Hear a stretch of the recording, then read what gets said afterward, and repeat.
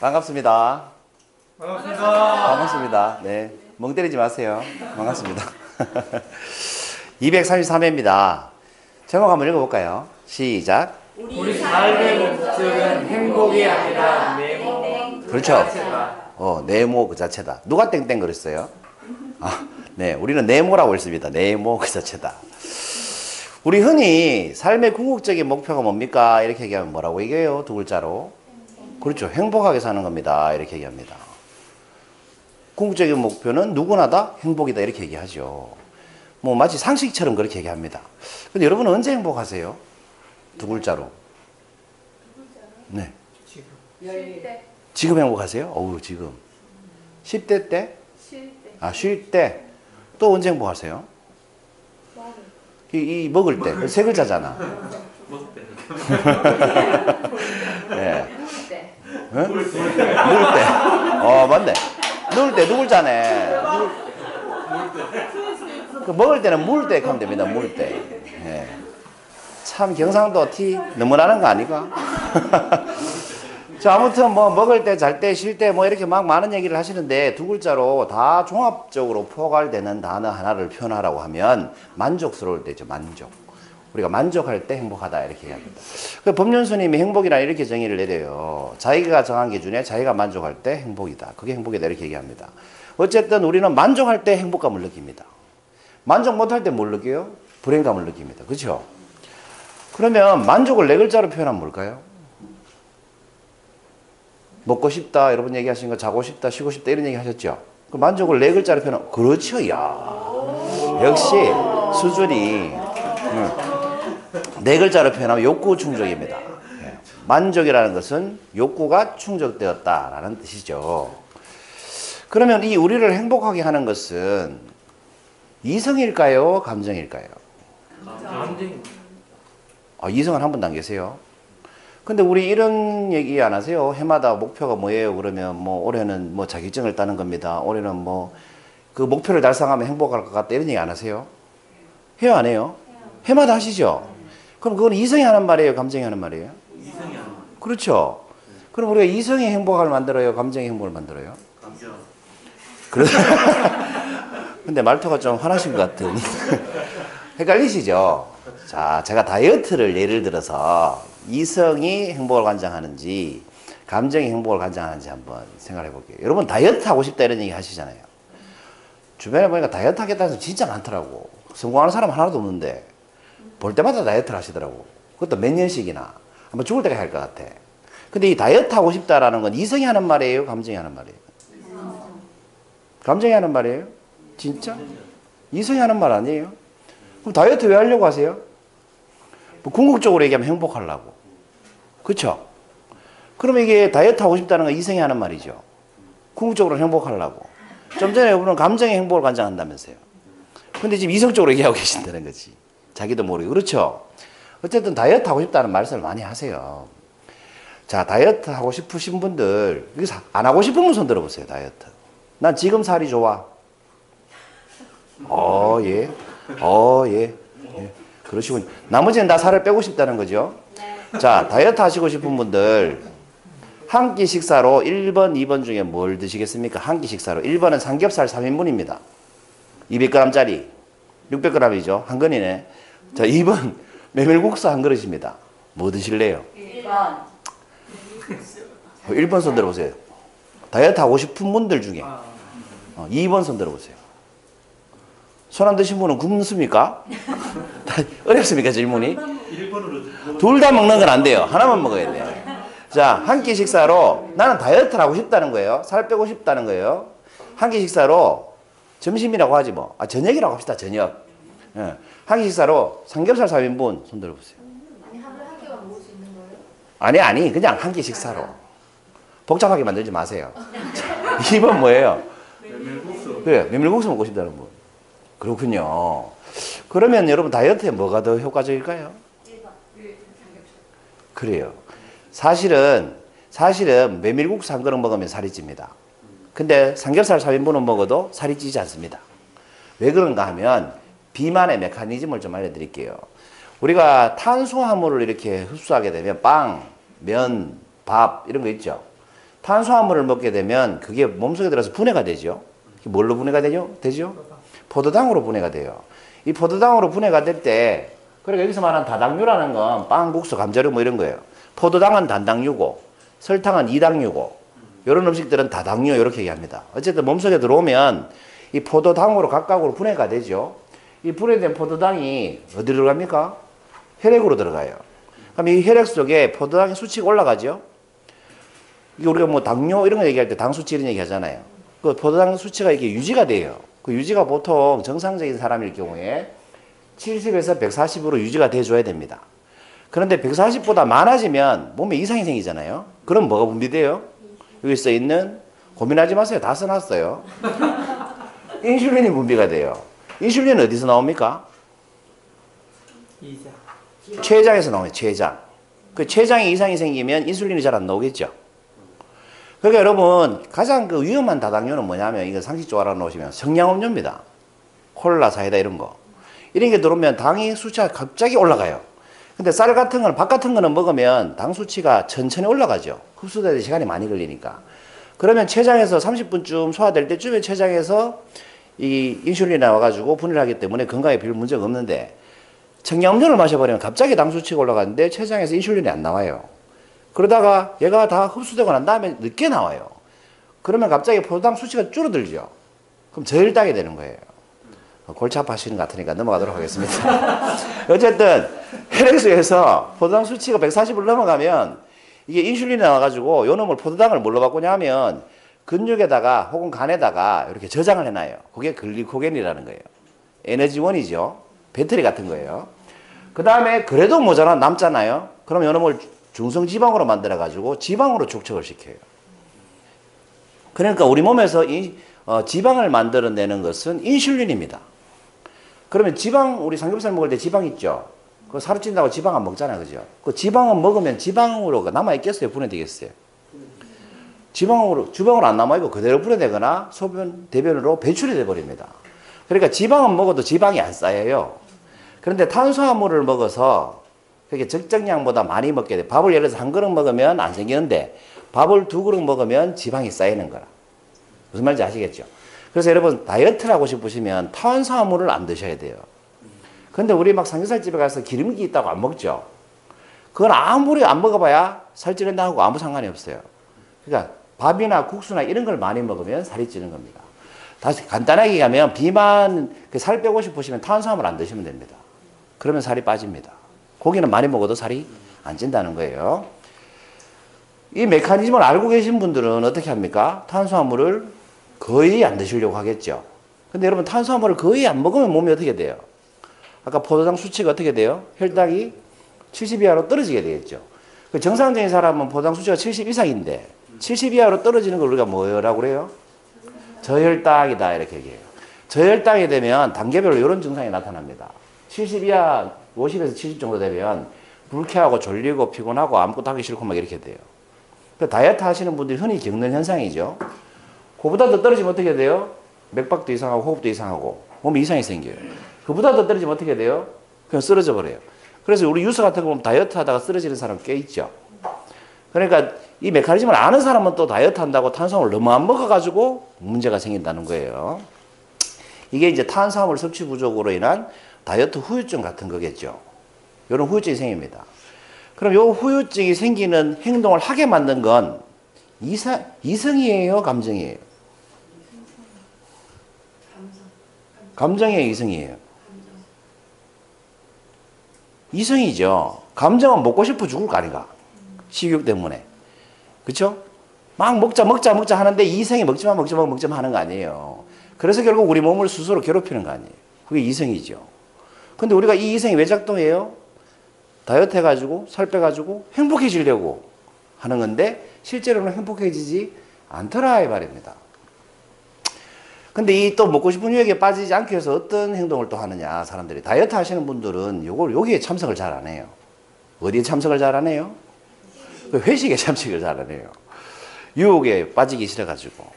이게 우리 작년 송년회 때 우리 협회의 송년회 모습입니다. 여기 계신 분들 다 참석하셨어요. 그죠?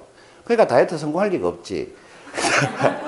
근데 우리 옆에 계신 분들 다 날씬하셔가지고 사실 제가 볼 때 다이어트 하실 분이 없습니다. 어쨌든 이렇게 모임에 참석을 잘 안 합니다. 송년회가 아니라 다이어트 하시는 분들은 술 안 마셔야지, 가면 먹고 싶잖아, 뭐 고기 안 먹어야지 이러면서 참석을 안 하게 되죠. 그죠? 그 모임에 참석을 하지 않으면 이렇게 되는 두 가지가 있어요. 뭘까요? 첫 번째는 이겁니다. 이게 작년 송년회 때 나왔던 메뉴예요. 이 메뉴 이름이 뭐죠? 코다리찜입니까? 네. 코다리찜이에요. 명품 코다리찜이랍니다. 그냥 코다리가 아니고.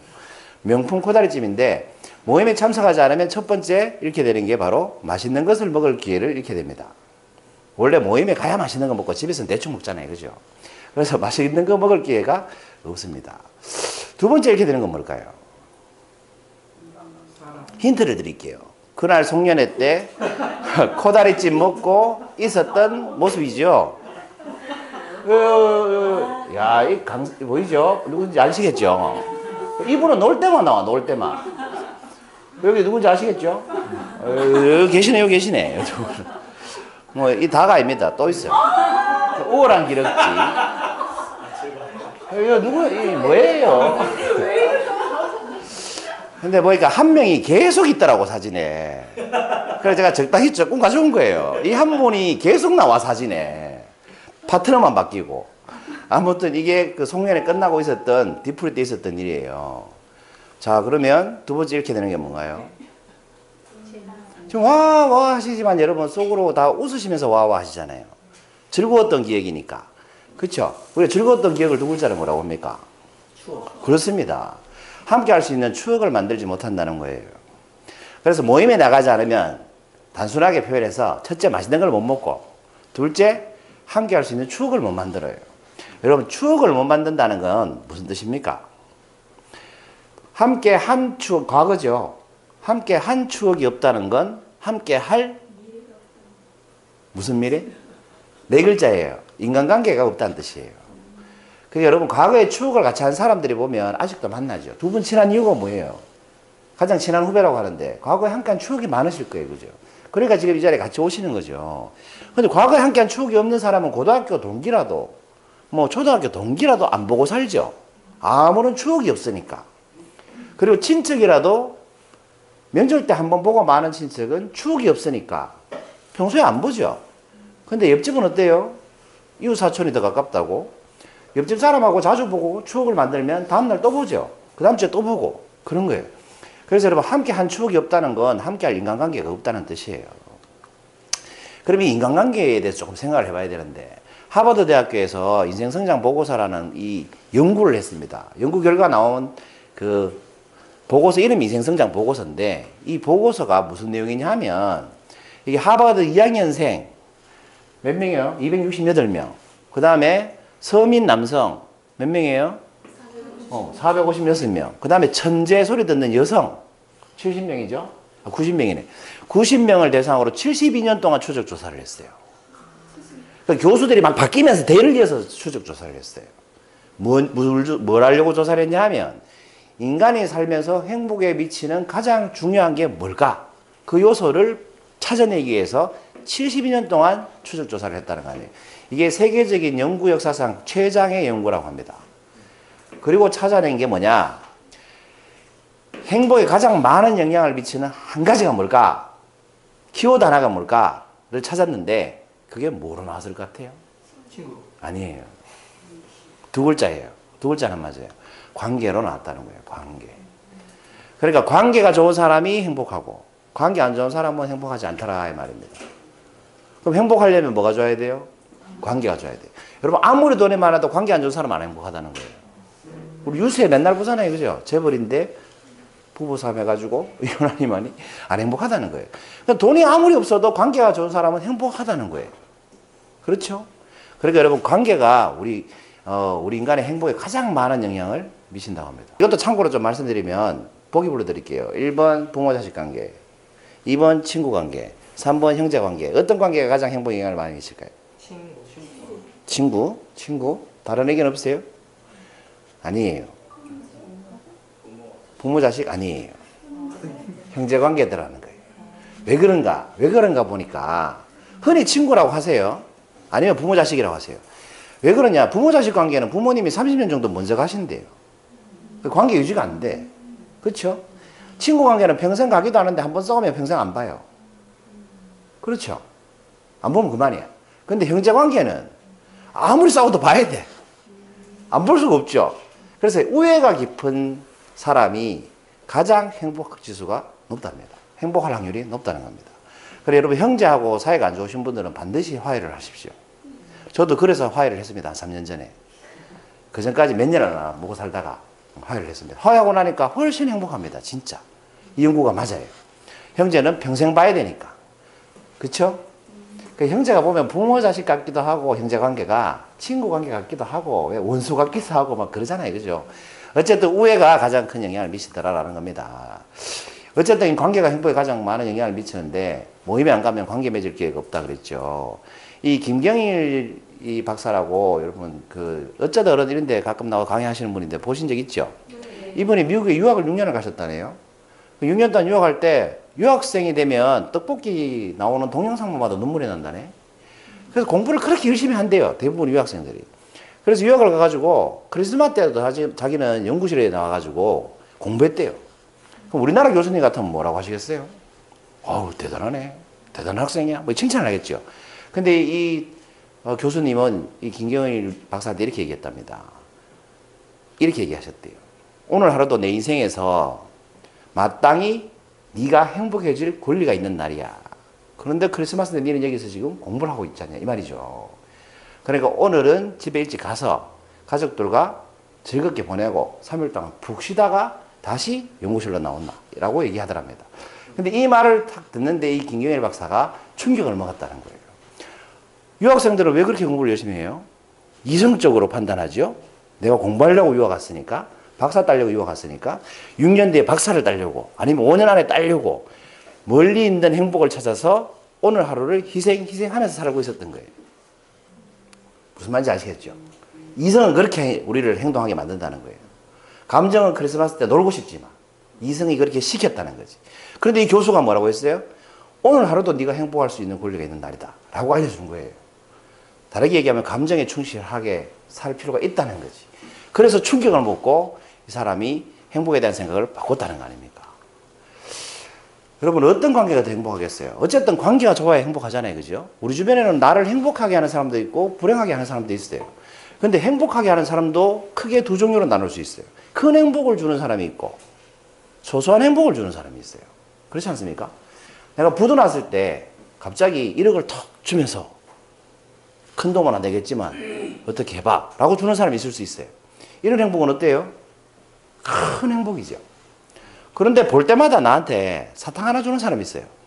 뭐 초콜릿 하나 주고 뭐 땅콩 카라멜 하나 주고 이런 사람이 있을 수 있죠. 아니 만날 때마다 우리 협회도 오면 커피 한 잔 드실래요? 라고 먼저 말해주는 사람이 있어요. 이런 사람들은 나한테 큰 행복을 주진 않지만 어때요? 소소한 행복을 주죠. 여러분 우리가 진짜 행복하려면 어떤 행복을 주는 사람이 더 많아야 될까요? 그래 소소한 행복을 주는 사람이 더 많아야 돼요. 왜 그럴까요? 근데 큰 행복을 주는 사람이 있으면 더 크잖아. 행복이 더 크게 행복할 수 있잖아요. 근데 왜 여러분은 소소한 행복을 주는 사람이 많아야 된다고 얘기하십니까? 그것도 맞아요. 근데 그것보다 큰 행복은 이렇게 큰 불행을 가져오거든. 1억 받았는데 1억 부도날 수도 있잖아요. 그죠? 그럼 얼마나 사람이 회생하기가 힘들겠어요. 사탕 하나는 받아가지고 안 줘도 되잖아. 그렇지 않습니까? 그래서 결국 인간의 사람이 행복하기만 하면 평생 1년 내내 행복하기만 하면 그걸 병적으로 뭐라고 그럽니까? 조증 환자라고 그러죠. 1년 내내 슬프기만 하면 그 사람 뭐라고 그래요? 우울증 환자라고 그러잖아요. 정상적인 사람은 원래 행복한 횟수하고 불행한 횟수, 이걸 느끼는 횟수를 합치면 0이 돼요. 중간에 있는 게 0이잖아요. 근데 큰 행복이 왔다가 큰 불행이 와버리면 다시 행복으로 넘어오기가 힘들어져요. 그래서 TV에 스타들이 보면 그래서 마감하는 경우가 많아요. 삶을. 큰 불행이 와버리니까. 왜? 평상시에 사소한 행복을 가질 수 있는 기회가 너무 없는 거예요. 일반인들 누릴 수 있는 그 사소한 행복을 누릴 기회가 너무 없었던 거죠. 그런데 사소한 행복을 누리는 사람은 뭐 결국은 0이 됩니다만 늘 행복하다는 거예요. 조금 행복했다, 조금 불행했다, 조금 행복했다, 조금 불행했다. 그래서 여러분 지금 주변 사람을 한번 돌아보세요. 이분들은 여러분한테 큰 행복을 줄 수 있는 사람들이 아니에요. 그냥 매주 오면 반가운 거지. 그렇지 않습니까? 그게 옆에 계신 분들이 바로 소소한 행복을 주는 사람입니다. 여러분들한테. 그래서 이 크지만 빈도가 작은 행복을 주는 관계보다는 작지만 빈도가 많은 행복을 주는 관계가 훨씬 더 건강한 행복 관계다 이 말입니다. 그 주변 사람인 겁니다. 쉽게 말하면. 주변 사람하고 잘 지내시라는 거죠. 그래서 지금까지 말씀드린 거 정리해보면 이렇게 됩니다. 과한 다이어트를 하면 제가 두 가지를 이렇게 된다고 그랬죠. 그 적당한 건 괜찮아요. 과한 다이어트를 하면 첫째 뭘 잃어요? 맛있는 것을 먹을 수 있는 기회를 잃게 된다. 두 번째 뭘 잃게 된다? 관계 맺을 기회를 잃게 된다. 이렇게 말씀드렸어요. 그럼 우리를 행복하게 하는 것은 들어보시니까 이성이에요, 감정이에요? 이성이에요? 감정이죠. 지금까지 설명했는데 시작할 때는 다 감정이라고 그러더니 너무 하시는 거 아니야? 이성대로 하면 안 행복하다고. 감정이 시키는 거, 모임에 가고 싶으면 가고, 먹고 싶은 게 있으면 먹고, 만나고 싶은 사람 있으면 만나고, 이게 감정이 시키는 대로 하시라는 거예요. 저 사람 만나면 나 공부 못해. 이러면 불행해진다고. 전부 다시 할까요? 자, 편집했다 치고. 자, 우리를 행복하게 하는 건 뭡니까? 그렇습니다. 감정입니다. 그 이성은, 제가 이렇게 정리를 해봤어요. 이성은 큰 행복을 추구하라고 부추겨요, 우리를. 그 저 혼자 생각해보니까. 근데 우리는 사소한 감정이 충족될 때 더 행복감을 많이 느끼는 것 같아요. 특히 관계가 친할수록. 근데 우리는 반대로 하죠. 친할수록 따뜻한 말 한마디를 안 해요. 남한테 잘하는데. 근데 관계가 가까울수록 말 한마디가 정말 중요하다는 거죠. 그럼에도 제가 이만큼 얘기했는데 그럼에도 왜 우리는 이 이성의 능력을 그렇게 중요시 여기는 걸까요? 여러분 그 페르시아하고 그리스하고 막 전쟁 치를 때 배쌤 네. 전령이 있어. 전령 제도가 있어. 전령. 그때는 통신이 안 되니까 전령들이 막 이렇게 전달하고 다녔잖아요. 이게 마라톤의 기원 아니에요, 그죠? 그리스 이겼는데 마라톤의 전투를 이겨가지고 그리스의 전령이 그 기쁜 소식을 전하려고 30km 뛰었다대. 한 번도 안 쉬고. 그래 이겼다고 전하고 죽었다 하대. 그게 마라톤의 유래라고 합니다. 아무튼 이 페르시아가 전령이 와서 패전을 전하잖아요. 그럼 페르시아 왕은 그 전령을 죽여버렸대요. 전령이 졌습니까? 근데 패전 소식을 전하는 전령을 죽였다는 거예요. 이 왕이 느낄 때는 전쟁에 진 게 그 전쟁에 졌다는 걸 전하는 사람에게 감정이입이 되는 거지. 착각하는 거지. 우리의 이성은 그런 역할을 한다는 거예요. 실제로는 전령이 패하지 않았는데 우리의 이성은 전령이 패한 것처럼 착각을 일으킨다는 거예요. 그래서 감정에 충실하게 살지를 못한다는 겁니다. 다른 예를 들어보면 이게 왜 그러냐면 우리는 의식하는 부분만 볼 수 있기 때문에 그래요. 내 눈에 띄는 게 더 중요하다는 거예요. 안 띄는 건 별로 안 하는다는 거지. 그 졌습니다라고 하는 전령은 눈에 띄는데 전장은 눈에 안 띄잖아. 그러니까 전령을 죽이는 거예요. 그런데 우리 생명을 유지하는 건 이 이성입니까? 이성이 아닌 것들입니까? 우리가 생명을 유지하는데 이성이 꼭 필요한가? 이성 없어도 생명이 유지돼야 안 돼요. 뇌를 다쳐도 생명이 유지돼야 안 돼요. 돼요. 그 우리의 생명을 유지하는 것은 이성이 아니라는 거지. 그럼 여러분, 이성은 생명 유지 차원에서 보면 크게 중요한 게 아니더라라는 겁니다. 근데 이게 삶이라는 걸 놓고 보면 생명을 유지하는 게 더 중요해요. 아니면 그 의식하는 게 더 중요해요. 생명을 유지하는 게 첫 번째잖아요. 모든 살아있는 것들의 첫 번째 의무는 대를 위해서 유전자를 남기는 거 아니에요. 그죠? 근데 이성은 생명을 유지하는데 별 기여를 하지 않는다는 거예요. 우리가 지금 이 자리에서 살아있는 이유는 뭐냐? 우리 몸에 있는 자율신경이 기능을 하기 때문이에요. 여러분 지금 몇 박이 몇 번 뛰는지 계산 안 되잖아요. 그죠? 심장 보고 펌프 치료라 이런 얘기 안 하잖아. 근데 우리가 지금 살아있잖아요. 우리가 살아있는 이유는 자율신경이지 우리가 말하는 이성이 의식한 것들이 아니라는 겁니다. 그러니까 더 중요한 건 우리가 살아가는데 더 중요한 건 이성이 아니라 우리가 느끼지 못하는 아예 의식하지도 못하는 저절로 움직이는 것들에 의해서 우리가 살아가고 있다는 거예요. 그게 감정이라는 거죠. 감정은 여러분 느껴야지 한다고 느껴지는 게 아니죠. 저 사람 사랑해봐 한다고 사랑하는 감정이 안 느껴지죠. 싫어야 한다고 싫어지지 않잖아요. 나도 모르게 감정이 생기죠. 첫눈에 반하기도 하고 죽을 줄 알면서 사랑하기도 하고. 그렇죠. 그게 감정이라는 거예요. 이 의식이 얼마나 모순적이냐면 여러분 사과가 빨갛습니까? 지금 보시는 사과가 빨갛습니까? 네. 사과가 빨간 이유가 뭘까요? 이게 이성의 착각이라는 거예요. 여러분 사과는 빨갛지 않습니다. 우리 말조노초 파는 분은 뭐라고 그러죠? 그 무지개가 아니고 그걸 가시광. 그렇죠. 가시광선. 네, 참 감성적이다. 무지개라고 합시다 뭐. 어쨌든 이게 가시광선 중에 빨간색을 사과 껍질이 튕겨내요. 반사시켜요. 그러니까 사과는 빨간색이 아닌데 이 사과 껍질이 빨간 가시광선을 튕겨내요. 그럼 우리 망막에게 들어오죠. 그럼 내가 그걸 해석해서 이걸 빨간색이다라고 인식을 해요. 사과가 빨간색이 아닙니다. 여러분이 알고 있는 색깔은 다 가짜입니다. 예를 들어서 생명이 사과를 보면 절대 빨갛지 않습니다. 사람 중에도 생명인 사람은 빨간 사과를 봐도 빨갛다고 얘기하지 않습니다. 이 사람은 평생 빨간 사과를 본 적이 없습니다. 같은 사람인데.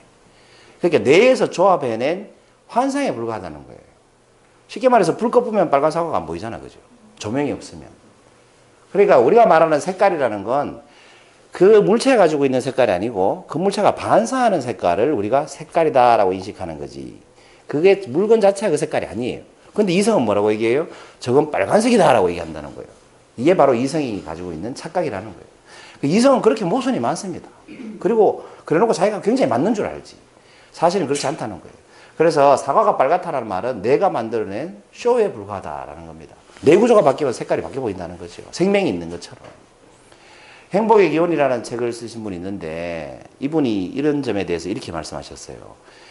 한번 읽어볼까요? 시작. 행복은 본질적으로 감정 경험인데 마치 머리에서 만들어내는 생각 혹은 가치라는 착각이 들립니다. 그 지금까지 말씀드린 게 행복은 본질적으로 감정의 경험. 그러니까 먹고 싶다라는 감정이 생겨서 먹으면 경험하게 되죠. 그게 행복이에요. 경험하게 되면 행복하죠. 아우 맛있다 하면서 행복해 하잖아. 보고 싶다라는 생각을 했는데 보죠. 경험하죠. 그럼 보니까 행복하죠. 근데 이성은 그렇지 않다는 거예요. 사람이 가치관이 있어야지. 추구하는 미래가 있어야지. 추구하는 목표가 있어야지. 이런 걸 내세우면서 우리가 행복할 기회를 뺏어가 버린다는 거예요. 너 살 빼야지. 몸무게 그게 뭐야? 이성이 이렇게 얘기한다는 거예요. 뭐예요? 우리 감정이 맛있는 걸 먹을 경험을 뺏어가 버린다는 거예요. 그렇다는 거예요. 그래서 우리 행복에 진짜 영향을 미치는 건 이 이성이 아니라는 거지. 그건 착각이라는 겁니다. 생명 유지에도 이성은 도움이 안 되더라는 거예요. 그래서 진화론적 관점에서 봤을 때 행복을 좌지우지하는 건 감정이지 이성이 아니더라라는 겁니다. 그래서 머리에서 만들어낸 행복에 대한 착각 때문에 우리가 행복에 대해서 이렇게 얘기합니다. 여러분 아마 다 동의하실 거예요. 행복하기 위해 산다. 지금까지 이렇게 얘기하고 사셨지 않아요? 저도 강의를 이렇게 했어요. 살짝 충격이에요. 행복하기 위해서 산다라고 말하고 있었다는 거죠. 이건 뭐예요? 이 머리에서 만들어낸 착각이었다는 거예요. 가치 중심적인 표현이었다는 거지. 이 말은 이렇게 바뀌어야 돼요. 어떻게 바뀌어야 되겠습니까? 행복하기 위해서 사는 게 아니고요. 행복하기 위해서 사는 게 아니고 살기 위해서 행복해야 된다는 거예요. 여러분 오늘 안 행복하면 살고 싶어요? 내일도 안 행복하면 살고 싶어요? 1년 내내 안 행복하면 살고 싶어요? 그럼 우리가 살기 위해서 뭐 해야 돼요? 행복해야 되는 거예요. 행복하기 위해서 사는 사람하고 살기 위해서 행복해야 되는 사람하고 가장 큰 차이점이 뭡니까? 행복하기 위해서 사는 사람은요, 아직 오지 않은 미래의 행복을 위해서 현재를 행복하지 않게 보낸다는 겁니다. 힘들게 산다는 겁니다. 스트레스 받아도 참는다는 거예요. 그렇죠? 그런데 살기 위해서 행복한 사람은 내일 눈뜨기 해서 오늘 행복하려고 노력한다는 거예요. 우울하면 친구 불러서 술 한잔하고 배고프면 맛있는 거 먹고 이렇게 산다는 거예요. 그래야 내일 또 일어날 수 있으니까. 무슨 말인지 아시겠죠? 그러니까 여러분 지금부터는 행복하기 위해 살지 맙시다. 살려면 오늘이 행복해야 된다는 겁니다. 그래서 제목으로 돌아오기 전에 아까 말씀드린 그 행복의 기원의 책의 저자 이서은국 교수는 이렇게 말씀을 하셨어요. 행복은 삶의 목표가 아니라 뭐다? 행복하기 위해 산다는 말은 행복이 목표죠. 근데 행복은 삶의 목표가 아니라 뭐다? 수단이다. 이렇게 얘기하셨어요. 여러분, 행복은 수단인 겁니다. 내가 뭐 하기 위해서? 살기 위해서. 그래서 오늘 제목으로 돌아오면 오늘 제목 이거였어요. 우리 삶의 목적은 행복이 아니라 네모 그 자체다. 뭐겠습니까? 감정. 아닙니다. 삶 한자잖아요. 아, 삶. 아, 네, 네. 제가 말씀드릴게요, 그냥. 존재입니다, 존재. 우리가 왜 사느냐라고 물으면 그냥 존재하기 때문에 사는 거예요. 왜? 세상에서 가장 중요한 가치는 살아있는 것이기 때문에. 살아있다는 그 자체가 가장 소중한 것이기 때문에 그렇다는 겁니다. 여러분, 자존감이 높다는 게 뭐예요? 우리 자존감. 내가 존재한다는 것이 자랑스럽다. 이거 자부심이죠. 나는 내가 소중해 뭐예요? 자존감이죠. 다 뭘 얘기하는 거예요? 존재에 대해서 가치를 느끼는다는 뜻이에요. 그래서 여러분, 살면서 가장 중요한 건 행복해지는 게 아니고 존재하는 겁니다. 죽으면 아무 의미가 없잖아요. 그죠? 존재하려면 뭐 해야 된다? 행복해야 된다. 이 말입니다. 그래서 여러분, 오늘 이 자리에 여러분이 존재하심이 여러분의 행복이면 좋겠습니다. 마치겠습니다.